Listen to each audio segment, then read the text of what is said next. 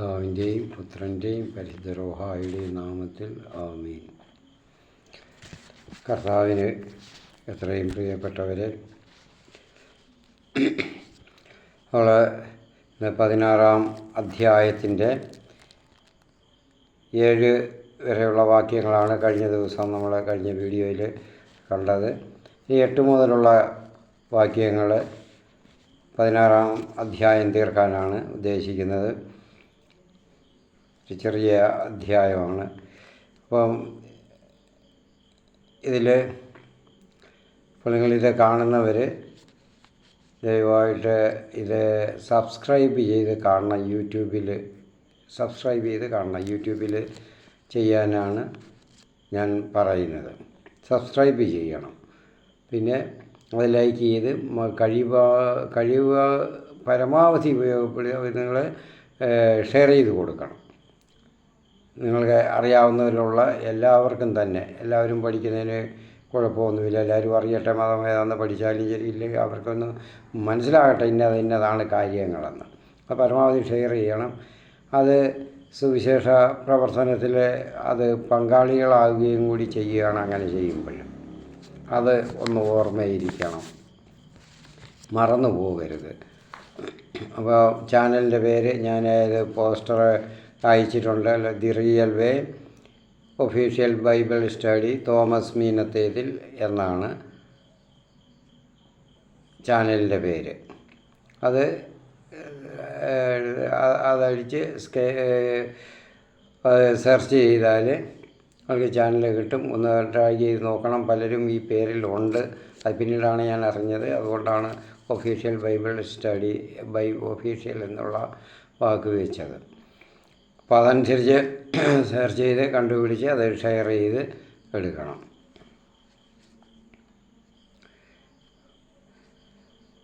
മറ്റുള്ളവരെ അറിയാവുന്നവർക്ക് എല്ലാവർക്കും ഷെയർ ചെയ്ത് കൊടുക്കാനും കൂടെ ശ്രദ്ധിക്കുക. അപ്പോൾ നമ്മൾ കർത്താവിൻ്റെ ദൂതൻ ഹാഗാറിനെ വഴിയിൽ വെച്ച് കണ്ടുമുട്ടി. അവൾ ഒളിച്ചോടുകയായിരുന്നു മരുഭൂമിയിലേക്ക്. കാരണം അങ്ങനെ വരുമ്പോൾ ആരുമായിട്ട് ബന്ധമില്ലാത്തടത്താണ് അവർ മനസ്സ് തകർന്ന് എല്ലാവരും പോകുന്നത്. വിജനമായ പ്രദേശത്ത്, വിജനമായ സ്ഥലത്താണ് പോകുന്നത്. അപ്പം അതാണ് മരുഭൂമിയിൽ അടുത്തുള്ള സ്ഥലം എന്ന് പറയുന്നത്. മരുഭൂമിയിലേക്കുള്ള ഒരു നീരുറവയുടെ അടുത്ത് വെച്ച്, മരുഭൂമിയാണ്. അപ്പോഴവിടെ പോയി ഒരു പക്ഷേ ആത്മഹത്യയ്ക്ക് അയക്കല്ലേ വരട്ടെന്ന് പറഞ്ഞ് ദൈവത്തിനെ അത്ര കാര്യമായിട്ട് അറിഞ്ഞുകൂടാ എങ്കിലും അത് നോക്കിയാണ് പോയത്. പക്ഷേ കർത്താവ് ഒരു കാര്യമുണ്ട്, ഞാൻ പറഞ്ഞു, ആരെയും കർത്താവ് നോവിക്കുന്നില്ല. എല്ലാവർക്കും ഉപകാരപ്പെടണം. കർത്താവ് എല്ലാവരെയും സ്നേഹിക്കുന്നു. കാരണം എല്ലാവരും ദൈവത്തിൻ്റെ സൃഷ്ടികളാണ്. അതുകൊണ്ടാണ് തൻ്റെ ദൂതനെ അയച്ച് അവൾക്കും ഇവിടെ കാവൽ ഏർപ്പെടുത്തിയാണ്. അവൾക്ക് വേണ്ടുന്ന സുരക്ഷ ഒരുക്കുകയാണ്. അവളോട് പറഞ്ഞു, അവളെ ഹാഗാറിനെ കാണുമ്പോൾ തന്നെ സംബോധന ചെയ്യുന്നതാണ്. നോക്കുക, സാറായിയുടെ ദാസിയായ ഹാഗാറെ, നീ എവിടെ നിന്ന് വരുന്നു, എങ്ങോട്ട് പോകുന്നു? അങ്ങനെയാണ് സംബോധന ചെയ്യുന്നത്. കാരണം ഹാഗാർ യജമാനത്തിയല്ല, അല്ലെങ്കിൽ അബ്രാമിൻ്റെ ഭാര്യയൊന്നുമല്ല. ഒരു ഭാര്യയേ ഉള്ളൂ, അത് സാറായി ആണ്. അപ്പം അതുകൊണ്ടാണ് സാറായിയുടെ ദാസിയായ ആ നിലപാടിൽ തന്നെ ഇപ്പോഴും സാറായിയുടെ ദാസിയായിട്ടാണ് അവൾ നിൽക്കേണ്ടുന്നത്. പക്ഷേ ഇച്ചിരി കുഴപ്പങ്ങളൊക്കെ കാണിച്ചപ്പോൾ അത് യജമാനത്തിക്ക് സങ്കടം തോന്നി. കാരണം അവൾക്ക് ആ കുഞ്ഞിനെ അവൾക്ക് കിട്ടത്തില്ല, യജമാനത്തിക്ക് കിട്ടത്തില്ല. അവൾ സ്വന്തമായിട്ട് വളർത്തുക. അപ്പോൾ തൻ്റെ അധികാരത്തിൽ കയറി കളിക്കുകയാണ്. അതായത് അബ്രാമിൻ്റെ ഭാര്യയാകാൻ തന്നെ നോക്കുകയാണ്. അപ്പം 2 ഭാര്യമാരെന്നുള്ളത് അബ്രാം അവിടെ അനുവദിക്കുന്നില്ല. അപ്പോൾ പലരുമുണ്ട്. അതിനുശേഷം നമുക്കറിയാം പലരും പരിചാരകരുണ്ട്. പിന്നീടും അബ്രാമിൻ്റെ സന്തതികൾ ഉണ്ടാകുന്നുണ്ട്. അവരൊക്കെ പ്രസവിക്കുന്നുണ്ട്. അതൊക്കെ നമുക്ക് അറിയാം, പഠിക്കുന്നുണ്ട് ക്രമേണ. അപ്പോഴങ്ങനെ ഏതായാലും ഇപ്പോഴേ നിലവിൽ ദൈവം ഏർപ്പെടുത്തി കൊടുത്ത, അംഗീകരിച്ച വാഗ്ദാനത്തിൻ്റെ ആയിട്ടുള്ള അബ്രഹാമിൻ്റെ പങ്കാളി സാറായി തന്നെയാണ്. അപ്പോൾ അതുകൊണ്ടാണ് ചോദിക്കുന്നത്, നീ ഇപ്പോഴത്തെ അവളുടെ അവസ്ഥ, ഇപ്പോഴല്ല എപ്പോഴായാലും ഹാഗാർ ദാസിയാണ്, പരിചാരികയാണ്, ഭൃത്യയാണ്. നീ എവിടെ നിന്ന് എങ്ങോട്ട് പോകുന്നു? അവൾ പ്രതിവെച്ച്, ഞാൻ യജമാനത്തിയായ സാറായിൽ നിന്ന് ഓടിപ്പോവുകയാണ്. കർത്താവിന് ദൂതൻ അവളോട് പറഞ്ഞു, നീ യജമാനത്തിയുടെ അടുത്തേക്ക് തിരിച്ചു പോയി അവൾക്ക് കീഴ്പ്പെട്ടിരിക്കുക. അതാണ് വേണ്ടിയത്. അവളെ വിളിച്ചത് ദാസിയായിട്ടാണ്, പരിചാരികയായിട്ടാണ് അവളെ വിളിച്ചത്. അപ്പോൾ ആ രീതിയിൽ അങ്ങനെ തന്നെ ഇത്രയും നാൾ കഴിഞ്ഞു, അതുപോലെ വർഷങ്ങളായില്ലേ. അപ്പോൾ അതുപോലെ തന്നെ കഴിയട്ടെ എന്നാണ് കർത്താവ് പറഞ്ഞത്. അതുപോലെ തന്നെ കഴിയുക. അവരവരെ ഏൽപ്പിച്ചിരിക്കുന്ന കടമയാണ് ചെയ്യേണ്ടുന്നത്. മറ്റുള്ളവരൊന്നും പെട്ടെന്ന് മറ്റുള്ളവരുടെ മുകളിലാകാൻ അല്ലെങ്കിൽ അവരെ പോലെ ആകാൻ നോക്കിയാൽ അത് നമുക്ക് സാധ്യമല്ലെന്ന് കണ്ടാൽ വിട്ടേക്കണം. സാധ്യമല്ലെന്ന് കണ്ട് പിന്നെ അതിൽ കടിച്ചു തൂങ്ങിക്കിടന്ന അവസാനം അത് മോശമാകും. അതാണ് ഇവിടെ ഹാഗാറിനും പറ്റിയത്. ഇനി അവിടെ പോയി ഇനി സാറായിയുടെ അടുത്ത് പോയി പഴയതുപോലെ തന്നെ പരിചാരികയായിട്ട് നിൽക്കുക, അതേ ഉള്ളൂ. അപ്പോൾ അങ്ങനെ ഓടിപ്പോവുകയാണ്. ഓടിപ്പോകുന്നവർ ഇതാണ് ഞാൻ പറഞ്ഞ വിജന പ്രദേശത്ത്, ആരുടെയും ശല്യമില്ലാത്ത സ്ഥലത്ത്. മരിക്കുക ആണെങ്കിൽ മരിക്കുക, ജീവിക്കുകയാണെങ്കിൽ ജീവിക്കുക, അവിടെ നടക്കുന്നത് നടക്കട്ടെ എന്നുള്ള നിരാശയിലാണ് ഓടിപ്പോകുന്നത്. കർത്താവിന് ദൂതൻ അവളോട് പറഞ്ഞു, നീ യജമാനത്തിൻ്റെ അടുത്തേക്ക് തിരിച്ചുപോയി അവൾക്ക് കീഴ്പ്പെട്ടിരിക്കുക. ദൂതൻ തുടർന്നു, എണ്ണിയാൽ തീരാത്തവണ്ണം അത്രയധികമായി നിൻ്റെ സന്തതിയെ ഞാൻ വർദ്ധിപ്പിക്കും. നീ ഗർഭിണിയാണല്ലോ, നീ ഒരു ആൺകുട്ടിയെ പ്രസവിക്കും. അവന് നീ ഇസ്മായേൽ എന്ന് പേരിടണം. കർത്താവ് നിൻ്റെ രോദനം ചെവിക്കൊണ്ടിരിക്കുന്നു. അപ്പോഴേ ദുഃഖിക്കുന്നവർക്കും പ്രയാസങ്ങൾ അനുഭവിക്കുന്നവർക്കും എല്ലാം ദൈവം അല്ലെങ്കിൽ കർത്താവ്, അല്ലെ നമ്മൾ ഭാരതത്തിൻ്റെ ആ സംസ്കാരത്തിൽ പറയുകയാണെങ്കിൽ ഈശ്വരൻ എപ്പോഴും അവർ അടുത്തുണ്ട്, അവരുടെ കൂടെയുണ്ട്. അവർക്ക് ആശ്വാസത്തിനാണ്, അവരുടെ സഹായകനാണ്, അവരുടെ പരിചയമാണ് ഈശ്വരൻ, ദൈവം. അപ്പം കർത്താവ് അവരുടെ ഉറ്റ തോഴനാണ്, അവിടെ യജമാനനല്ല എന്നുള്ളത് മനസ്സിലാക്കണം. വേദനിക്കുന്നവരെ അന്വേഷിച്ച് കർത്താവ് വരുന്നുണ്ട്, ദൈവം. അത് പുതിയ നിയമത്തിൽ കാണുന്നുണ്ട്. വേദനിക്കുന്നവരെ അന്വേഷിച്ചാണ് യേശു വന്നത്. അപ്പം കർത്താവ് അവരെ ആരെയും തള്ളിക്കളയത്തില്ല. ഇവിടെ ഹാഗാറിൻ്റെ കാര്യത്തിലും അതുപോലെയാണ് സംഭവിക്കുന്നത്. ആരെയും തള്ളിക്കളഞ്ഞിട്ടുള്ള ഒരു നീതിയല്ല കർത്താവിനുള്ളത്. അതാണ് ദൈവത്തിൻ്റെ നീതി. അപ്പം അത് നീതിയായിട്ടേ ചെയ്യത്തുള്ളൂ. കാരണം എല്ലാവരും തന്നെ അതിൽ 3 പേരും തെറ്റുകാരാണ്. അപ്പോൾ ഒരാൾ മാത്രം ശിക്ഷ അനുഭവിക്കുക എന്ന് പറയാൻ പറ്റത്തില്ല. ദൈവം വാഗ്ദാനത്തിന് കൊടുത്തത് സാറായിക്ക് ഉണ്ടാകുന്ന സന്തതിയെയാണ് വാഗ്ദാനത്തിൽ ഇത് ഔദ്യോഗികമായിട്ട് അംഗീകരിക്കാൻ സാധിക്കുന്നത്. എന്നിരുന്നാലും ഇത് അബ്രാഹത്തിൻ്റെ സന്തതിയാണ് ഹാഗാറിലൂടെയും വരുന്നത്, ആ ജനതയാണ്.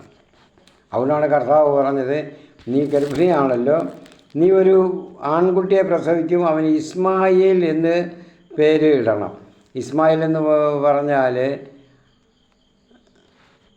അത് ദൈവം കേട്ടു എന്നാണ്. ഇസ്മായിൽ ദൈവം കേട്ടു. അപ്പോൾ ദൈവം കേട്ടെന്ന് പറഞ്ഞാൽ അവളുടെ രോദനം, അവളുടെ കരച്ചിൽ, അവളുടെ ചങ്കിൻ്റെ പിളപ്പ് ദൈവം കേട്ടു. ഒരു മനുഷ്യജീവിയും നശിക്കാനായിട്ട് ദൈവം ആഗ്രഹിക്കുന്നില്ല എന്നുള്ളത് മനസ്സിലാക്കണം.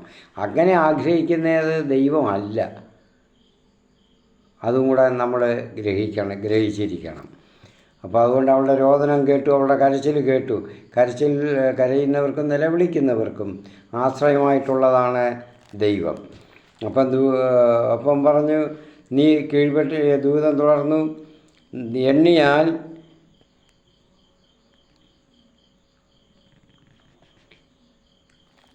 തീരാത്തോളം അത്രയധികമായ നിൻ്റെ സന്തതിയെ ഞാൻ വർദ്ധിപ്പിക്കും. ഈ ഒരു സന്തതിയാണ് അതിൽ നിന്ന് വലിയ ഒരു ജനത, എണ്ണയാൽ തീരത്തതില്ല. പറഞ്ഞല്ലോ, നിലത്തെ പൂഴി പോലെ, അത് എണ്ണാൻ പറ്റത്തില്ല. അപ്പോൾ അതുപോലെ വർദ്ധിപ്പിക്കും, അത്രയുണ്ട്. ഇന്ന് നമുക്കറിയാം. അങ്ങനെയാണ് ഹാഗാറിൻ്റെ സൗന്ദര്യം, ഇസ്മായിലിയർ, ഇന്നത്തെ നമ്മൾ മുഹമ്മദിയർ അല്ലെങ്കിൽ ഇസ്ലാം മതക്കാർ എന്ന് പറയുമ്പോൾ അതാണ്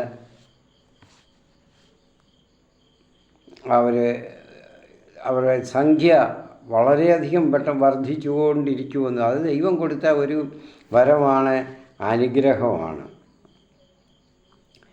അപ്പോൾ അത് ദൈവം ഇനി പറയുന്നത് അവിടെ മാത്രമല്ല അനുഗ്രഹിക്കുന്നത്, ആ സന്തതിയെയും കൂടെ അനുഗ്രഹിക്കുന്നു. നമുക്കിനി പിന്നെ ഇങ്ങോട്ട് മിക്കവാറും കാണാം. കാരണം എല്ലാവരിലും കാണാം, ദൈവം അനുഗ്രഹിക്കുമ്പോൾ അവരുടെ ആ കുടുംബത്തെയും തലമുറകളെയും കൂടിയാണ് അനുഗ്രഹിക്കുന്നത്, അല്ല ഒരാളെ മാത്രമല്ല. അപ്പം ദൈവം ആ രോദനം കേട്ടു. അതുകൊണ്ടാണ് ഇസ്മായേൽ, ദൈവം എന്നുള്ളതാണ് അർത്ഥം. ഹെബ്രുവിൽ ദൈവം എന്നാണ് ഇസ്മായേൽ, കർത്താവ്. അപ്പോൾ അവളുടെ ചങ്കിൻ്റെ നീറ്റൽ അറിഞ്ഞു, അനുസരിച്ച് അനുഗ്രഹിച്ചു. അപ്പോൾ ഇന്നും അവർ എങ്ങനെയാണ് അനുഗ്രഹിച്ചത്? അവൻ കാട്ടുകഴുതയ്ക്ക് ഒത്ത മനുഷ്യനായിരിക്കും, അവൻ്റെ കൈ എല്ലാവർക്കും എതിരായും എല്ലാവരുടെയും കൈ അവനെതിരായും ഉയരും. അവൻ തൻ്റെ സഹോദരങ്ങൾക്കെതിരായി വർത്തിക്കുകയും ചെയ്യും. നോക്കണേ, അപ്പോൾ ഇന്നത്തേൽ എന്തെങ്കിലും വ്യത്യാസമുണ്ടോ?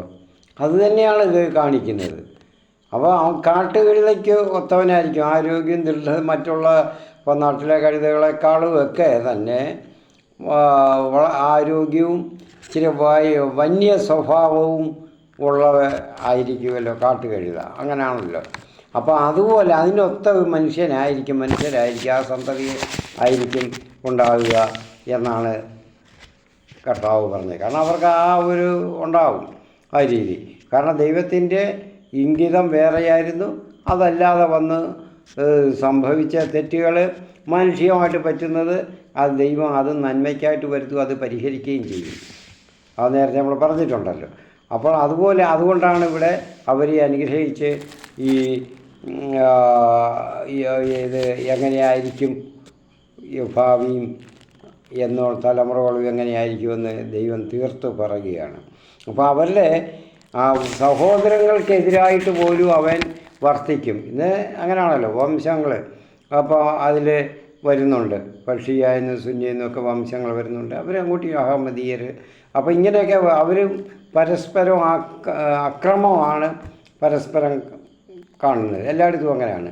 മറ്റു രാജ്യങ്ങളിപ്പം സുന്നികൾ ഭൂരിപക്ഷം ആണ് മിക്കവാറും എല്ലാ രാജ്യങ്ങളിലും. അവിടെ ഷിയാകളുണ്ടെങ്കിൽ അവരെ ഉപദ്രവിക്കുന്നുണ്ട്. ഇപ്പോൾ പാകിസ്ഥാനിലൊക്കെ നമുക്ക് ധാരാളമായിട്ട് വാർത്തകളൊക്കെ കേൾക്കാം. ഷിയ ആരാധനാലയത്തിൽ അവർ മോസ്കിൽ ബോംബെറിയുന്നതൊക്കെ ആരാ? സുന്നികൾ. അത് സാധാരണ സംഭവിക്കുന്നതാണ്. കൂട്ടത്തോടെ അവരെ അങ്ങനെ ന്യൂനപക്ഷമാണ് ഷിയകൾ. അവിടെ വളരെ ചെറിയ ന്യൂനപക്ഷമായിട്ടാണ് അവിടെ കഴിയുന്നത്. അപ്പോൾ അതുപോലെ എല്ലായിടത്തും അങ്ങനെയാണ് നടക്കുന്നത്. അവരാരും അംഗീകരിക്കത്തില്ല. അത് ആരംഭകാലം മുതൽ തന്നെ അവർ തമ്മിൽ ഭിന്നതയുള്ളവരാണ്, ഷിയ സുന്നികൾ എന്നുള്ളത്. അത് ചരിത്രം ഞാനിവിടെ വിശദീകരിക്കുന്നില്ല. കാരണം മിക്കവാറും എല്ലാവർക്കും അറിയേണ്ടുന്നവർക്കൊക്കെ അറിയാം. അതുകൊണ്ട് അതിനി ഞാൻ ആവർത്തിക്കുന്നില്ല. ഞാൻ അതാരെയും കുറ്റപ്പെടുത്തി പറയുകയില്ല. അപ്പോഴും ഞാനും പറയാനുണ്ട്. അപ്പോൾ എന്തുകൊണ്ട് നമ്മുടെ ഇന്ത്യയിൽ അങ്ങനെ ആ വർഗം ആയിട്ട് ഇന്ത്യയിൽ ഉണ്ടായിട്ടില്ല. അതുണ്ടായിട്ടില്ല. പിന്നെ ഓരോരുത്തരും ഓരോ പാരമ്പര്യം പറയും, അവിടെ നിന്ന് വന്നവരുണ്ട്, അവരിൽ നിന്നാണ്. അല്ല, തീർച്ചയായിട്ടും ഇവിടെ ഇപ്പം കേരളത്തിലെ തന്നെ മറ്റ് വടക്കേന്ത്യയിലും അങ്ങനെയാണ്. ആ ഭരണകാലത്ത് ഭരണാധികാരികൾ വടക്കേന്ത്യയിലാണ് രജപുത്രർ, രാജവംശക്കാരെയും അവരെയും പലരെയും ഇങ്ങനെ രജപുത്രർ ഭരണാധിപരായിരുന്നു. പല രാജ്യങ്ങളിലെയും അന്നത്തെ നാട്ടുരാജ്യങ്ങളുടെയൊക്കെ അധിപന്മാരായിരുന്നു. അപ്പോൾ അവരിൽ നിന്നൊക്കെ അവരെയൊക്കെ കൺവേർട്ട് ചെയ്യിച്ചതാണ്. കേരളത്തിലാണെങ്കിൽ സ്പഷ്ടമായിട്ട് ക്രൂരമായിട്ട് കൺവേർട്ട് ചെയ്യിച്ചതാണ്. ടിപ്പുവിൻ്റെയും ഹൈദരാലിയുടെയൊക്കെ കാലത്ത് അത് ചെയ്യിച്ചതാണ്. അപ്പോൾ അങ്ങനെ വന്നപ്പോൾ അത് എവിടെ നിന്നാണ് അവരൊക്കെ വന്നത്? അപ്പോൾ അവരുടെ ആ പൂർവ സംസ്കാരം, ആ ബ്ലഡിലെ ഉള്ള ആ രക്തത്തിലുള്ള ആ കുടുംബ സംസ്കാരം അവരിലുണ്ട്. അതാണ് അവർ ഇവിടെ കൂടുതലും ആണ് ഏറ്റവും കൂടുതൽ മലബാർ പ്രദേശങ്ങളിലെ ജില്ലകളിലൊക്കെ ഇപ്പോൾ കാണുന്നത്. നമ്മൾ അന്ന് ബ്രാഹ്മണർ, ക്ഷത്രിയർ, വലിയ വലിയ ഇത് അന്ന് പ്രസിദ്ധി കേട്ട നായർ തറവാടുകൾ, ഇവർ അതൊക്കെയാണ് ഇന്ന് അവർ ഹൈദരാലിയും ടിപ്പുവൊക്കെ അവരെയൊക്കെ ബലാത്കാരമായിട്ട് അവരെ കൊന്നവരുണ്ട്, മതം മാറാൻ പറ്റാത്തവരെ, അല്ലാത്തവരെ കൺവേർട്ട് ചെയ്യിച്ച് അവരെ മതം മാറ്റുകയാണ് ചെയ്തത്. അതൊക്കെ ചരിത്ര സത്യങ്ങളാണ്, ആർക്കും നിഷേധിക്കാൻ പറ്റുകയില്ല. അപ്പോൾ അങ്ങനെയുള്ളപ്പോഴേ എങ്ങനെ ആ കുടുംബ പാരമ്പര്യം, ആ ബ്ലഡ്, അതിൻ്റെ ആ ഗുണം അവരിലും ഉണ്ടായിരിക്കും. അതാണ് എത്രയോ നല്ല, ഞാൻ പറയാറുണ്ട്, മുസ്ലിങ്ങൾ ഒരു ക്രിസ്ത്യാനിയിൽ കാണാൻ പറ്റാത്ത സഹോദര സ്നേഹം, കുടുംബ മറ്റുള്ളവരെ സഹോദരങ്ങളെ പോലെ കണ്ട് സ്നേഹിക്കുന്നവരാണ് കൂടുതലും. ന്യൂനപക്ഷം വ്യത്യാസമുണ്ട്, ഇപ്പോഴും പറയുന്നുണ്ട് മുസ്ലിം അങ്ങനെയാണെന്ന് പറയുന്നവരുണ്ട്. അങ്ങനെ ചിലർ അത് ശരിയല്ല, ഒരു ന്യൂനപക്ഷമുണ്ട്, അത് അല്പം കൂടെ വർദ്ധിച്ചിട്ടുണ്ട് ഇപ്പോഴും എന്നേ ഉള്ളൂ. പക്ഷേ ഇപ്പോഴും പണ്ടത്തെ പോലെ തന്നെ മനുഷ്യ സ്നേഹികളായിട്ടുള്ളവരാണ് കൂടുതലും. അതുപോലെ തന്നെയുണ്ട്, അതിന് കുറവൊന്നുമില്ല. മറ്റുള്ള മതങ്ങളിലൊക്കെ അപേക്ഷിച്ചവർ അത് കൂടുതലായിട്ട് അവർക്ക് ആ സ്നേഹവും സഹകരണവും മനുഷ്യരോടുള്ള മറ്റുള്ളവരുള്ള പരിഗണനയും എല്ലാം ഉണ്ട്. അത് നമ്മൾ മനസ്സിലാക്കണം. എല്ലാവരെയും ഒന്നുപോലെ കുറ്റം വിധിക്കാൻ പറ്റത്തില്ല. അപ്പം നമ്മൾ അതായത് സഹോദരങ്ങളെയും ദ്രോഹിക്കും, എല്ലാവരുടെയും കൈ എല്ലാവരോടും കയറി ഏറ്റുമുട്ടും, അവരോട് ഏറ്റുമുട്ടും അതുകൊണ്ട്. അപ്പോൾ അങ്ങനെയാണ് സംഭവിച്ചത്. നമുക്കറിയാം, മതം വ്യാപിച്ചത് അങ്ങനെയാണല്ലോ, എല്ലായിടത്തും അവളെ ഏറ്റുമുട്ടി എല്ലാം പിടിച്ചെടുക്കുക. അപ്പോൾ അവസാനം അവരും തിരിച്ചു അതുപോലെ ചെയ്യുന്ന. ഇപ്പം സംഭവിക്കുന്നത് അങ്ങനെ ഇസ്ലാമിക രാഷ്ട്രങ്ങൾ, ഇസ്ലാമികത രാഷ്ട്രീയമാക്കി മാറ്റിയ രാജ്യങ്ങളുടെ കാര്യമാണ് പറയുന്നത്. അല്ലാതെ ഡെമോക്രാറ്റിക് ജനാധിപത്യ രാജ്യങ്ങളല്ല, എല്ലാവർക്കും തുല്യാവകാശമുള്ള രാജ്യങ്ങളുടെ കാര്യമല്ല ഞാൻ പറയുന്നത്. അത് വളരെ ചുരുക്കമേ ഉള്ളൂ, എല്ലാവരും നമ്മുടെ കയ്യിൽ എണ്ണാൻ പോലുമില്ല അങ്ങനെയുള്ള രാജ്യങ്ങൾ. ഇസ്ലാമികത രാഷ്ട്രീയമായിട്ട് അത് രാഷ്ട്രത്തിൻ്റെ പൊതു സ്വഭാവമാക്കി മാറ്റിയവർ പ്രഖ്യാപിച്ചിട്ടുള്ളതാണ് കൂടുതലും മിക്കവാറും എല്ലാം തന്നെ രാജ്യങ്ങൾ. വളരെ ചുരുക്കമേ ഉള്ളൂ അല്ലാതെ ഉള്ളത്. അതുകൊണ്ടാണ് ഞാൻ പറഞ്ഞത്, ഇന്ന് ഇപ്പോഴത്തെ ഇസ്ലാമിക രാഷ്ട്രങ്ങളുടെയും അവരും തമ്മിൽ ചേർച്ചയില്ല, അതങ്ങനെയാണ് വരുന്നത്. അപ്പം അത് ഇപ്പം ക്രിസ്തീയ മതത്തിലുമുണ്ട് ചില വ്യത്യാസങ്ങളൊക്കെ ഇങ്ങനെയൊക്കെ ഉണ്ട്. അപ്പം 13-ാം വാക്യത്തിൽ അപ്പോൾ എന്ത് ചെയ്തു? ഹാഗാർ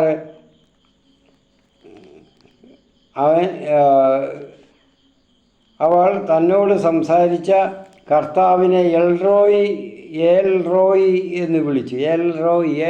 കർത്താവ്, എൽ റോയ്, അത് ദൈവത്തിൻ്റെ ദർശനമുണ്ടായതാണ്, ദർശനത്തിൻ്റെ ദൈവമാണ്.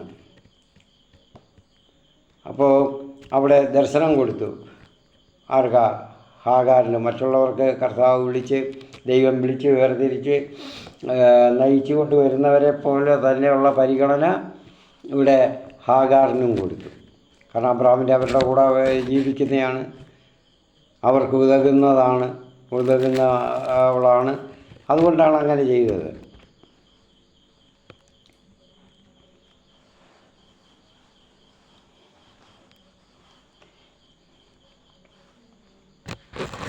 അപ്പോൾ നമുക്ക് മനസ്സ് നീറുന്നവരുടെ ഒരു ആശ്വാസമാണ് ദൈവം എന്ന് പറഞ്ഞല്ലോ. അപ്പോൾ ഇത് അറിയാതെ ആണ് നമ്മൾക്കിത് പാഠമാണ്. ഇതൊക്കെ ഞാൻ ഇന്നലെ പറഞ്ഞ പോലെ, എപ്പോഴും പറയുന്ന പോലെ തന്നെ നമുക്കൊരു പാഠമാകാൻ വേണ്ടിയാണ് ഇതൊക്കെ കുറിച്ച് വെച്ചത്, രേഖപ്പെടുത്തി വെച്ചത്. അപ്പോൾ അത് നമ്മൾ പലപ്പോഴും നമുക്കും നിരാശകളും ഒക്കെ ബാധിക്കുമ്പോൾ, പ്രയാസങ്ങളും ദുരിതങ്ങളും ഒക്കെ ബാധിക്കുമ്പോഴും നമ്മൾ ആശ്വാസം തേടി സുഖം തേടിയൊക്കെ നമ്മൾ മനസമാധാനം ഇല്ലാതെയൊക്കെ ഉഴലുമ്പോൾ ദൈവത്തെ ആശ്രയിക്കുക, ദൈവത്തെ അന്വേഷിക്കുകയല്ല സാധാരണ ചെയ്യുന്നത്. ഇപ്പോഴും അങ്ങനെയാണ് ക്രിസ്ത്യാനികൾ അങ്ങനെയാണ് ചെയ്യുന്നത്. അല്ലാതെ മറ്റുള്ളവരെ അല്ല ഞാൻ പറയുന്നത്, ക്രിസ്ത്യാനികളെ തന്നെയാണ് പറയുന്നത്. കാരണം അവർ മാതൃകയാകാൻ വേണ്ടിയുള്ളവരാണ് ക്രിസ്ത്യാനികൾ. ദൈവം എന്തിനാണ് യഹൂദരെ വിളിച്ചു വരുത്തി? അവർ മറ്റുള്ള ജനതകൾക്ക് മാതൃകയാകണം. ഇങ്ങനെയുള്ള ഒരു ജീവിതം, ദൈവത്തെ അറിഞ്ഞുള്ള, ദൈവ ചിന്തയിൽ അധിഷ്ഠിതമായ, ദൈവത്തിൻ്റെ ആദർശങ്ങൾ അധിഷ്ഠിതമായ ഒരു ജീവിതത്തിൽ അവർ നയിക്കണം. അത് കണ്ട് മറ്റുള്ളവർ ദൈവത്തോട് അടുക്കണം എന്നുള്ളതാണ് കർത്താവ് ആഗ്രഹിച്ചത്. പക്ഷേ ഇവിടെ ഇന്ന് അവർ അങ്ങനെ അല്ലായിരുന്നു. അതൊക്കെ ഞാൻ മുൻപിലത്തെ വീഡിയോകളിൽ പറഞ്ഞിട്ടുണ്ട്. അപ്പോൾ അതുപോലെയാണ് ഇന്നിപ്പം നമ്മളും ചെയ്യുന്നത്. ഇന്ന് ക്രിസ്ത്യാനികൾ കൂടുതലും ചെയ്യുന്നതും അങ്ങനെ തന്നെയാണ്. ദൈവം ഈ ആഗ്രഹിച്ച രീതിയിലല്ല നമ്മളെ വിളിച്ച് ഈ ക്രിസ്ത്യാനികളാകുന്നതിന് ദൈവം വിളിച്ചിട്ടാണ് ആയത്. ദൈവം ആകർഷിച്ചാലല്ലാതെ മറ്റൊരാൾക്കും എൻ്റെ അടുക്കലേക്ക് വരാൻ പറ്റുകയില്ല എന്ന് ദൈവപുത്രനായ യേശു തന്നെ പറയുകയുണ്ടായല്ലോ. അപ്പോൾ അങ്ങനെ നമ്മളെ ആകർഷിച്ച് കൊണ്ടുവന്നപ്പോൾ നമ്മൾ ദൈവത്തിന് പുറംതിരിഞ്ഞ് നിൽക്കുകയാണ്. അപ്പം നമ്മൾക്ക് പ്രയാസം ഉണ്ടാകുമ്പോൾ മറ്റ് സുഖങ്ങൾ, മറ്റ് ആശ്രയങ്ങൾ, മറ്റ് സങ്കേതങ്ങൾ തേടി പോവുകയല്ല ചെയ്യുന്നത്. ഇവിടെ ഹാഗാർ മരുഭൂമിയിൽ വിജനമായ സ്ഥലത്ത് ഏകാന്തത തേടി പോവുകയാണ് മനസ്സമാധാനത്തിന് വേണ്ടി.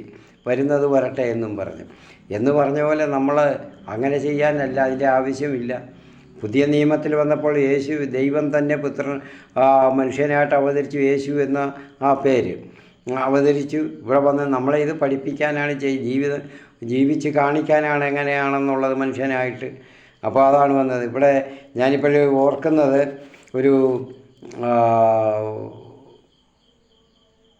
ഈ ഹാഗാറിനെ ദൈവം തന്നെ തേടി എത്തി. ഇങ്ങനെ ഓടിപ്പോയപ്പോൾ അവിടെ എത്തി, അവർ സംസാരിച്ചു, അവളുടെ പ്രശ്നം പരിഹരിച്ചു. അപ്പോൾ ഇവിടെ നമുക്ക് ഫ്രാൻസിസ് തോംസൺ എന്ന ഇംഗ്ലീഷ് മിസ്റ്റിക് കവി എന്ന് പറയുന്ന ഒരു കാൽപ്പനിക കവിത, അവരുടെ കവിയുടെ ഒരു ശ്ലോകത്തിലെ ഒരു ഖണ്ഡകാവ്യമുണ്ട്, ഹൗണ്ട് ഓഫ് ഹെവൻ. അതിൽ ദൈവം എന്തുവാണെന്ന് അറിഞ്ഞുകൂടാ, ആശ്വാസം തേടി ഇങ്ങനെ പരക്കം പാഞ്ഞ് ഓടുന്ന മനുഷ്യനെ, ഒരു മനുഷ്യ ആത്മാവിനെ തേടിപ്പിടിച്ച് അവർക്ക് ഇവിടെ നമ്മളെ കണ്ടുള്ള സഹായം ചെയ്യുന്നതിന് വേണ്ടി ദൈവം ഇങ്ങനെ ഓടുകയാണ്, അവരെ ആശ്വസിപ്പിക്കാൻ, അവർ മാറോടണയ്ക്കാൻ ആ ആത്മാവിനെ, ആ മനുഷ്യരെ. അപ്പോൾ അങ്ങനത്തെ ഓടി മനുഷ്യാത്മാവിനെ പിടിക്കുന്ന വേട്ടപ്പട്ടി, അതാണ് ഹൗണ്ട് ഓഫ് ഹെവൻ. അപ്പോൾ സ്വർഗീയ വേട്ടപ്പട്ടി എന്ന് മലയാളത്തിൽ പറയാം ആ കവിത. അതിൽ ഒരു ശ്ലോകമുണ്ട്, ആ ഫോണ്ടസ്റ്റ്, ബ്ലൈൻഡസ്റ്റ്, weakest, I am whom thou seekest. I am whom thou seekest. അതായത് അല്ലയോ ഫോണ്ടസ്റ്റ്, പ്രിയപ്പെട്ടവരെ, ബ്ലൈൻഡസ്റ്റ്, ഒന്നും തിരിച്ചറിയാതെ കാണാൻ വയ്യാതെ ഓടിയവനെ, എന്നെ കാണാൻ വയ്യ ചുറ്റുപാടുണ്ട്, ഓടി നടക്കുന്നവനെ, അലഞ്ഞു വിഴന്ന് നടക്കുന്നവനെ, വീക്കസ്റ്റ്, എല്ലാം കഴിഞ്ഞ് അങ്ങനെ ഓടി തളർന്ന് ക്ഷീണിച്ചവനെ, പരിക്ഷീണനായവനെ, ഐ ആം ഹും ദൗ സീക്കസ്റ്റ്, ഞാനാണ് നീ അന്വേഷിച്ച് നടക്കുന്ന ആ സുഖം, നീ അന്വേഷിച്ച് നടക്കുന്ന ആശ്രയം, ആ സങ്കേതം, അതെല്ലാം ഞാൻ തന്നെയാണ്, അല്ല വേറെ ആരുമല്ല.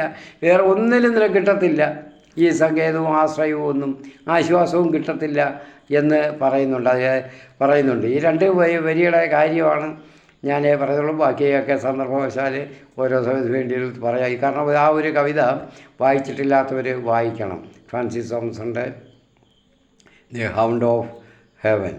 അപ്പം അത് ഈ ദൈവത്തെ അറിയാതെ സുഖം വേറെ ദൈവത്തിൻ്റെ ആ പരിഗണന എന്താണെന്നറിയാതെ ലോക കാര്യങ്ങളിലേക്ക് ഓടി നടക്കണം. അവിടെ ആശ്വാസം കിട്ടും, അവിടെ സുഖം കിട്ടും, അവിടെ പ്രശ്നം പരിഹരിക്കപ്പെടും എന്ന് ഓടി തളർന്ന് അവസാനം വീഴുമ്പോൾ ആണ് ദൈവം പിടിക്കുന്നത്.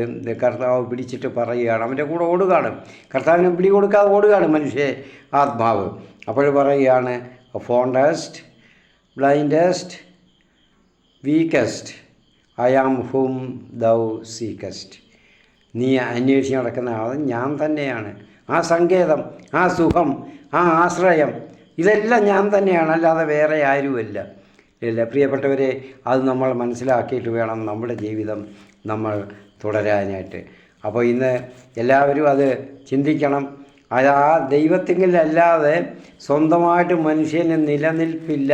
മറ്റുള്ളവരൊക്കെ പറയും ഇപ്പോഴേ ഓരോ ഇസങ്ങൾ ഉണ്ട്, മറ്റ് നിരീശ്വരവാദികളുണ്ട്, യുക്തിവാദികളെന്ന് പറയുന്ന കൂട്ടമുണ്ട്. ഇവരൊക്കെ ദൈവത്തെ അംഗീകരിക്കുന്നില്ല, ദൈവാസ്തിത്വത്തെ അവർ അംഗീകരിക്കുന്നില്ല. അവർ മനുഷ്യശക്തിയാണ് ആശ്രയിക്കുന്നത്. മനുഷ്യശക്തിയിൽ കൊണ്ടാണ് എല്ലാം അതിൻ്റെ പരമോന്നതമായ കാര്യങ്ങൾ മനുഷ്യൻ്റെ, അത് മനുഷ്യശക്തിയാണ്, അവൻ്റെ മനസ്സാണ് എന്നൊക്കെയാണ് അവർ പഠിപ്പിക്കുന്നത്. അതിനപ്പുറം ഒന്നുമില്ലെന്നാണ്. അപ്പോൾ അങ്ങനെയുള്ളവർ മൂഢസ്വർഗത്തിൽ തന്നെയാണ്. അത് ഉട്ടോപ്യൻ ഐഡിയയാണ് അങ്ങനെയുള്ളത്. അത് പറയാതിരിക്കാൻ പറ്റത്തില്ല. കാരണം ദൈവത്തെ നിഷേധിച്ചിട്ട് ആർക്കും ഒന്നും നേടാനായിട്ടില്ല. അത് അവർ നിരാശയുടെ പടുകുഴിയിൽ വീണാണ് മരിക്കുന്നത്. അവരുടെ മരണമൊക്കെ അതിനുള്ള അടുത്ത സമയമൊക്കെ കണ്ടിട്ടും കേട്ടിട്ടുമുള്ളവർക്ക് മനസ്സിലാവും. ഞാൻ കൂടുതൽ അതിനെപ്പറ്റി പറയുന്നില്ല. അപ്പോൾ അങ്ങനെ നമ്മൾ മനസമാധാനമില്ലാതെ ഉഴലുന്നവർക്ക് ദൈവമേ ഉള്ളൂ ആശ്രയം എന്നുള്ളത് മനസ്സിലാക്കി നമ്മൾ ദൈവത്തിൽ, അത് നമ്മുടെ പ്രശ്നം ദൈവത്തിന് മുൻപാകെ അവതരിപ്പിച്ച് ദൈവത്തിൽ ശരണം വെച്ച് നമ്മളത് പരിഹരിക്കാൻ നോക്കുക. ഇവിടെ ഹാഗാറിനെയും ഇസ്മായിലിനെയും അവരുടെ സന്തതികളെയും പറ്റി പറയുമ്പോൾ ഗലാത്യർ, വിശുദ്ധ പൗലോസിൻ്റെ ലേഖനം ഗലാത്യർക്കുള്ളത് 4-ാം അധ്യായം 21-31 വരെയുള്ള വാക്യം ബൈബിളിൽ വായിക്കണം. അപ്പോൾ ഹാഗാറും ഇസ്മായിലും വാഗ്ദാനത്തിൻ്റെ സന്തതിയല്ല, പക്ഷെ ദൈവം അവരെ തുളച്ചു, തള്ളിക്കളയാൻ പറ്റത്തില്ല. അതുകൊണ്ട് അപ്പം അബ്രാമിനോടും പറഞ്ഞ് അതാണ് നിൻ്റെ സന്തതികൾ വർദ്ധിക്കുന്ന കാര്യമാണ് പറഞ്ഞത്. ഒന്ന് പൂഴി പോലെ, ഒന്ന് ആകാശത്തിലെ നക്ഷത്രങ്ങൾ പോലെ വർദ്ധിക്കുമെന്ന് പറഞ്ഞപ്പോൾ അത് പൂർണ്ണമാകണം, നടപ്പിലാകണം. അത് അങ്ങനെയാണ് അവർ അതിന് ഇതൊക്കെ ദൈവം മുൻപേ കണ്ടിരുന്നു, ഇങ്ങനെയൊക്കെ നടക്കത്തുള്ളൂ. ഞാൻ എത്ര പാടുപെട്ടാലും കിണഞ്ഞ് പരിശ്രമിച്ചാലും ഇവരൊക്കെ സമയം വരുമ്പോൾ എന്നിൽ നിന്ന് മാറി അവർക്ക് തോന്നിയതുപോലെ നടന്ന് ചെയ്യും. അവസാനം കുഴപ്പമായിട്ട് വരുമ്പോഴാണ് എന്നെ അന്വേഷിക്കുന്നത് ദൈവത്തിനറിയാം. അപ്പോഴത് ഹാഗാർ ഇസ്മായിലും വാഗ്ദാനത്തിൻ്റെ ആ പറഞ്ഞ വാഗ്ദാനത്തിൻ്റെ ദൈവം പ്രത്യേകമായിട്ടുള്ള പരിഗണന കൊടുത്ത ആ ജനതയുടെ കൂട്ടത്തിൽപ്പെടുന്നതല്ല. ആ ഇസ്ഹാക്കാണ് വാഗ്ദാനത്തിൻ്റെ സന്തതി. ആ ഇസ്ഹാക്കിൻ്റെ ആ വാഗ്ദാനത്തിൽ നിന്നാണ് മനുഷ്യപുത്രനായ, അതായത് ദൈവപുത്രനായ യേശു തന്നെ ജനിക്കുന്നത്. ആ വംശത്തിൽ നിന്നാണ്, അല്ലാതെ ഇസ്മായിലിൻ്റെ വംശത്തിലല്ല. അപ്പം നമ്മൾ അതേസമയം ഇസ്ഹാക്ക് എന്ന് പറയുമ്പോഴേ ഏതാണെന്ന് ചിലർ ചിന്തിക്കും, മറ്റുള്ളവർ ചിന്തിക്കും. ചിലപ്പോൾ മുഹമ്മദിയർ ഇത് കേൾക്കുമ്പോൾ അവരും ചിന്തിക്കും എന്തുവാ പിന്നെ ഇസ്ഹാക്ക് എന്ന് പറയുന്ന അബ്രാമിൻ്റെ സാറായിയുടെ ഔദ്യോഗിക വാഗ്ദാന സന്തതികളാണ്, ദൈവത്തിന് മുന്നിലുള്ള ഉടമ്പടി പ്രകാരമുള്ള സന്തതികളാണ്. അപ്പോൾ ഇന്ന് നമ്മുടെ പുതിയ നിയമപ്രകാരം നമ്മുടെ സ്വർഗീയ യെരുസലേമാകുന്ന അമ്മയുടെ സ്വർഗീയ യെരുസലേം, അതായത് സ്വർഗത്തിൻ്റെ സന്തതികളാണ് ക്രൈസ്തവർ. അങ്ങനെ ആയിത്തീരാനാണ് നമ്മൾ ശ്രമിക്കേണ്ടത്. അപ്പം നമ്മൾ മറ്റുള്ളവരുടെ ഹാഗാറിൻ്റെ ഇസ്മായിലിൻ്റെ കൂട്ട് നമ്മൾ അടിമകളല്ല, മറ്റുള്ളവരുടെ അധീനതയിലുള്ളവരാകേണ്ടുന്നവരല്ല, നമ്മൾ സ്വതന്ത്രരാണ്.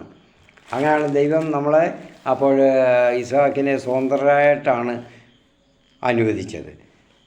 ചോദിക്കും, ഇവരെ ഇസ്മായിൽ അങ്ങനെ അല്ലയോ വളർന്നത്, അങ്ങനെ അല്ലയോ ജീവിച്ചത്? അന്ന് സ്വതന്ത്രമായിട്ടാണ്. പക്ഷേ ദൈവമായിട്ടുള്ള ബന്ധത്തിൽ അവർ സ്വതന്ത്രരല്ല, മറ്റു പലതിനും അടിമകളായിപ്പോയി എന്നുള്ളതാണ് ഇന്ന് നമ്മുടെ ആധുനിക ചരിത്രത്തിൽ നമുക്ക് കാണാം. പ്രിയപ്പെട്ടവരെ, നമുക്ക് 16-ാം അധ്യായം തീർന്നു. ഇനി അടുത്തത് നമുക്ക് 17-ാം അധ്യായത്തിൽ നമുക്ക് അടുത്ത എപ്പിസോഡിൽ നമുക്ക് പ്രവേശിക്കാം. ഗ്രഹിക്കുന്നതിനും നമുക്ക് ചിന്തിക്കുന്നതിനുമുള്ള ശക്തിയും വിവേകവും ബുദ്ധിയുമൊക്കെ പരിശുദ്ധാത്മാവിൻ്റെ കൃപയാൽ നമ്മൾക്ക് സമൃദ്ധമായിട്ടുണ്ടാകട്ടെ എന്ന് ആശംസിക്കുന്നു, പ്രാർത്ഥിക്കുന്നു. ഇത് കേട്ടവരും ഇത് എല്ലാവരും തന്നെ ഗ്രഹിക്കാൻ ആഗ്രഹിക്കുന്ന എല്ലാവരും തന്നെ മറ്റുള്ളവർക്കും കൂടെ ഷെയർ ചെയ്ത് കൊടുക്കണേ, സബ്സ്ക്രൈബ് ചെയ്ത് കാണണേ എന്ന് അഭ്യർത്ഥിച്ചുകൊണ്ട് ഉപസംഹരിക്കുന്നു. ആമേൻ. പിതാവിൻ്റെയും പുത്രൻ്റെയും പരിശുദ്ധ ആത്മാവിൻ്റെയും നാമത്തിൽ ആമേൻ.